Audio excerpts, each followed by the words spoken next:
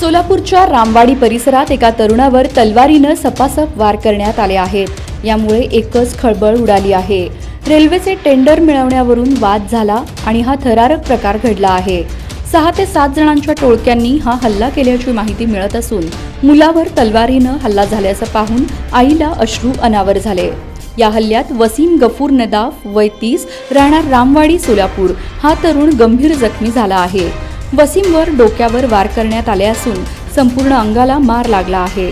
सध्या त्याच्यावर सोलापूरच्या सिव्हिल हॉस्पिटलमध्ये उपचार सुरू आहेत। मिळालेल्या प्राथमिक माहितीनुसार वसीम हा रामवाडी चौक रोडवरील दिलीप कोल्हे चाळ येथे चालत जात होता, तेव्हा रोहन गायकवाड व त्याच्या सोबत असलेल्या 5 ते 6 जणांनी मिळून त्याला गाठलं।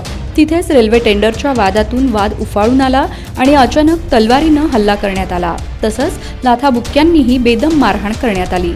या घटनेची नोंद सोलापूरच्या सिव्हिल पोलीस चौकीत झाली आहे। याबाबत अधिक तपास सुरू आहे।